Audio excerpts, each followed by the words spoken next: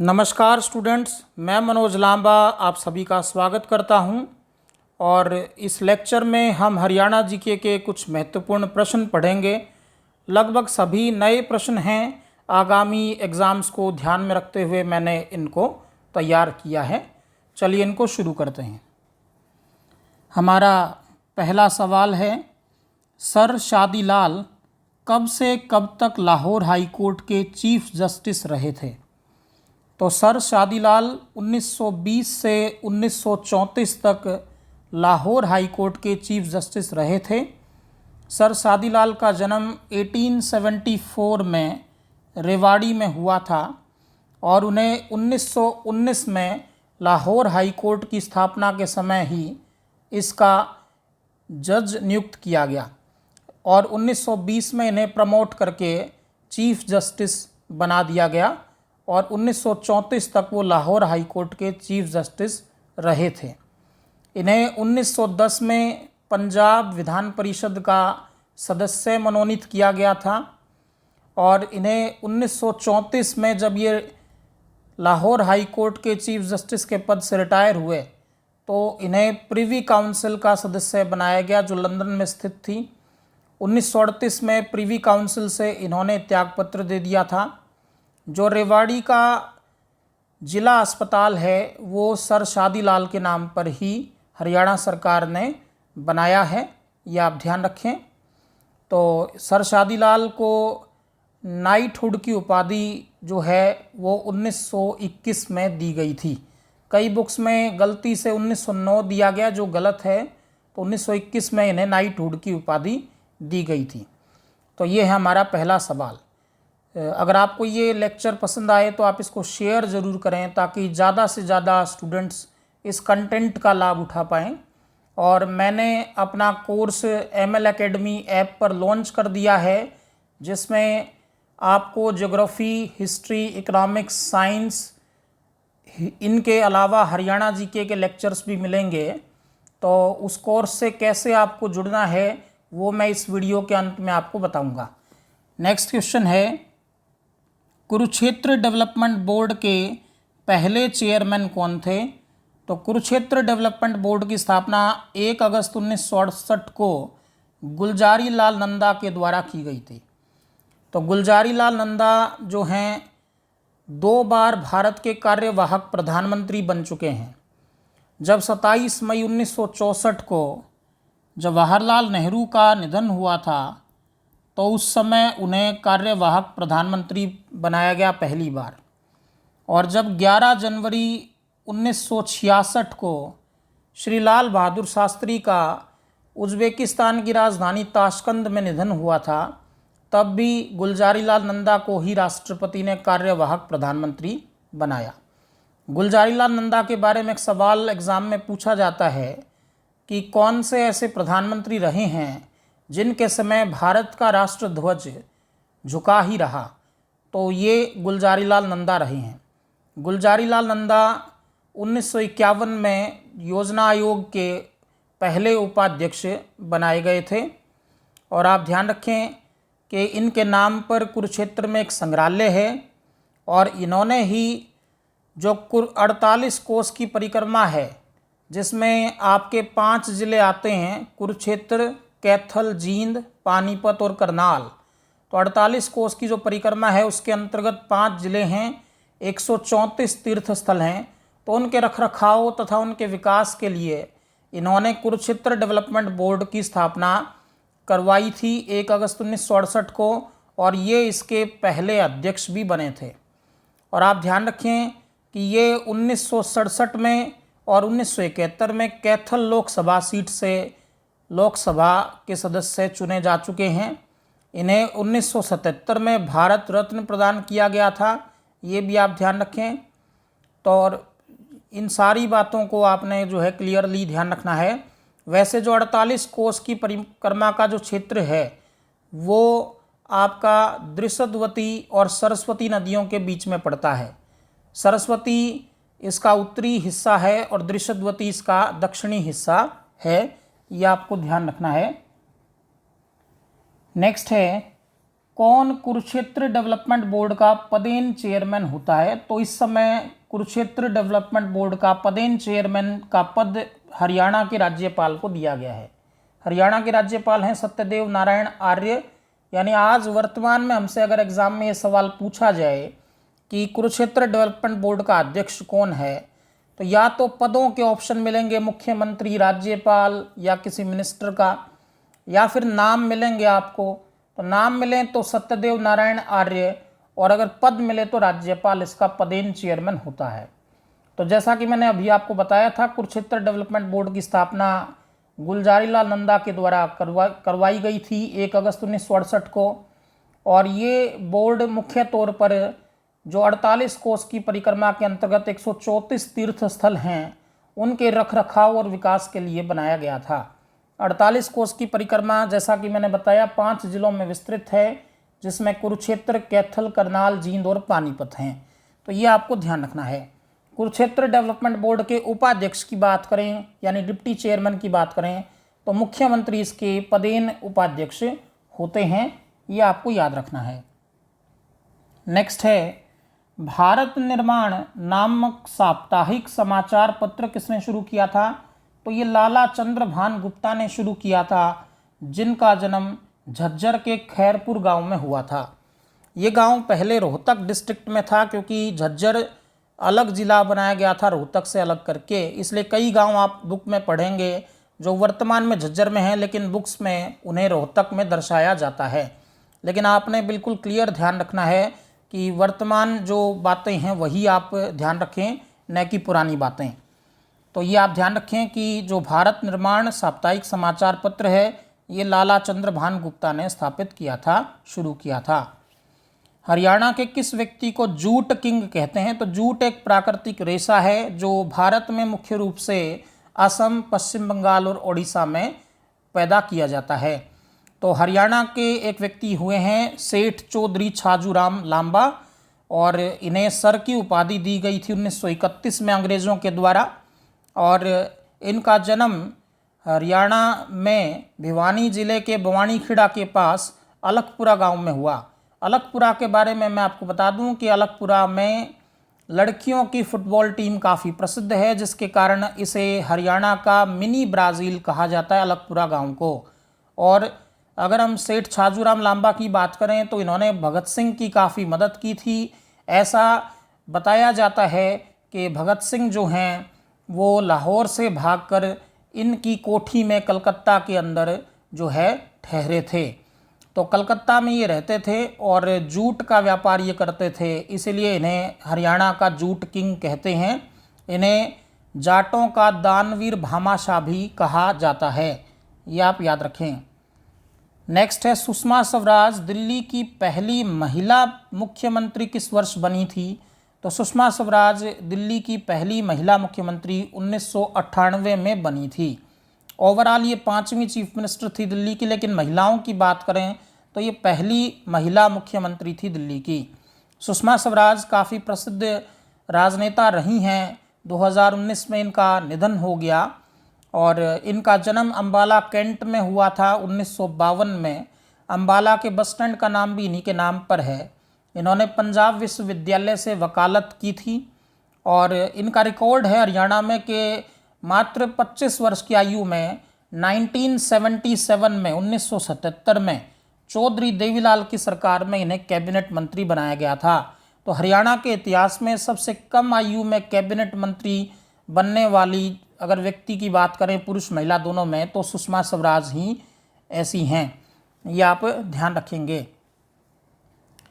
और इनका निधन हुआ तब ये किसी पद पर नहीं थी, ये आप ध्यान रखें। हाँ, इनसे कुछ पहले ये भारत की विदेश मंत्री जरूर थी।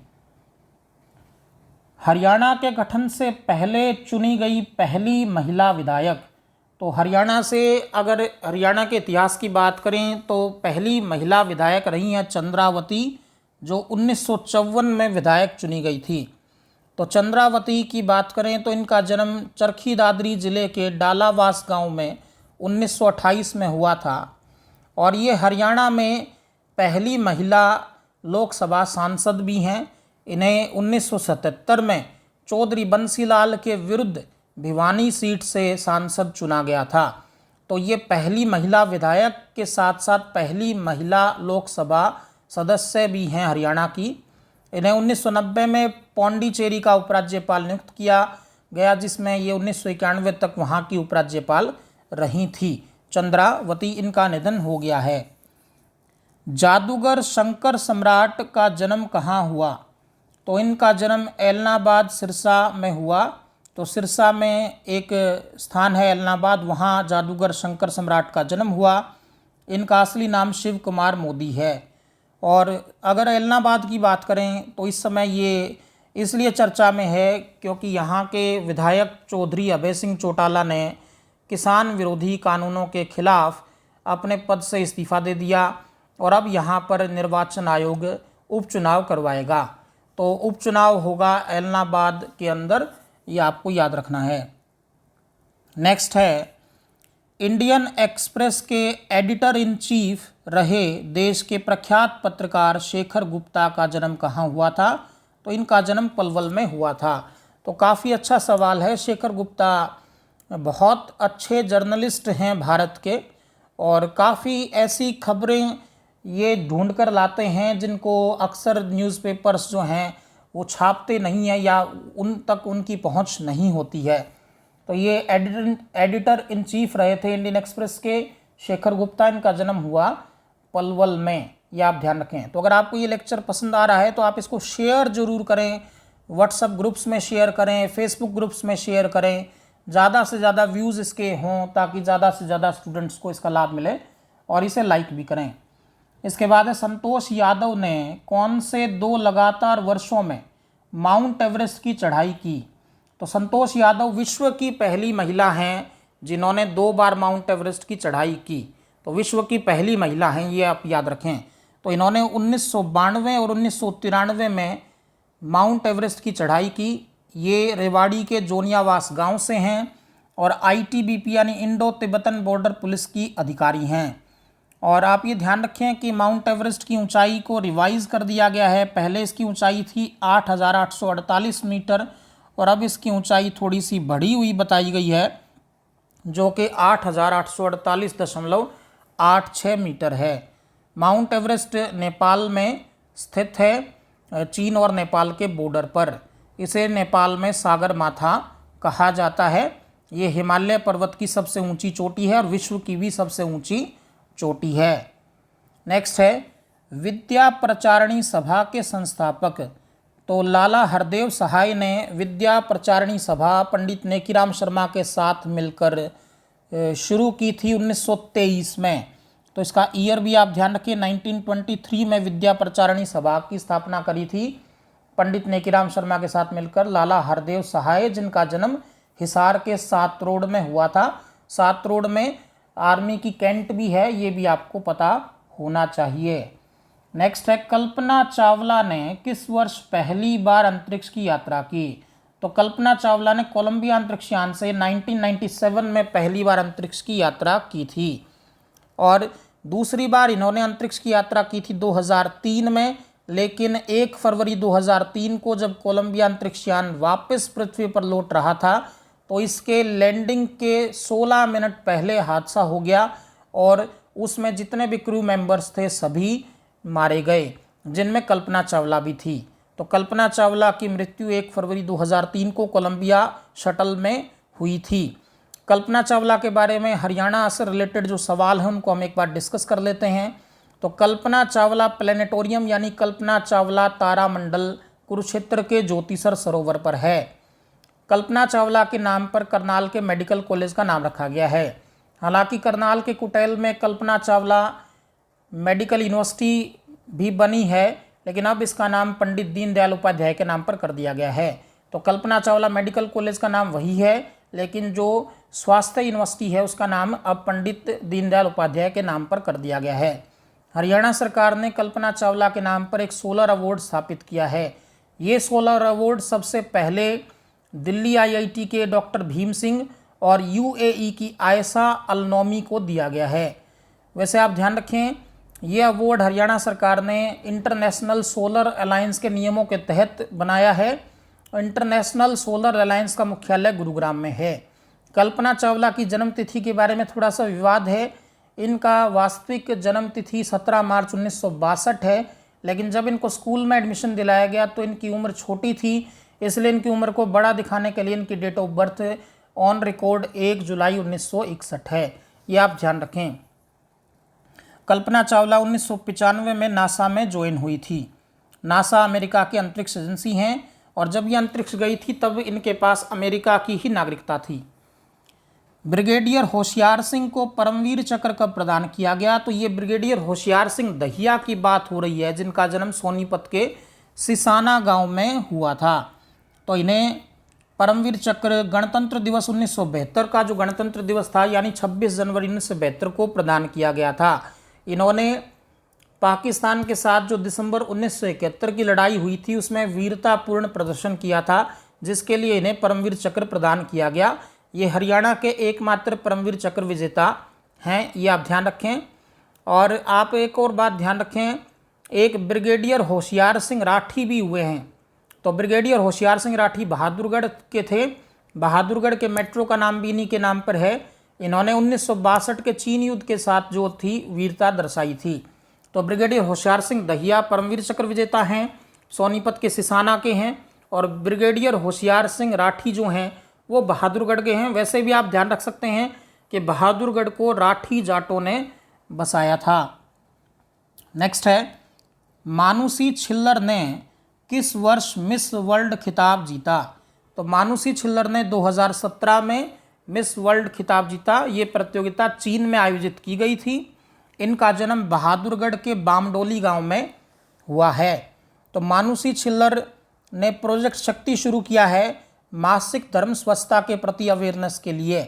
और ये कुचिपुड़ी डांस जो आंध्र प्रदेश का शास्त्रीय नृत्य है में पारंगत हैं। इन्हें हरियाणा सरकार ने एनीमिया मुक्त हरियाणा का ब्रांड एम्बेसडर भी बनाया है। ये सारी बातें आप इनके बारे में ध्यान रखें।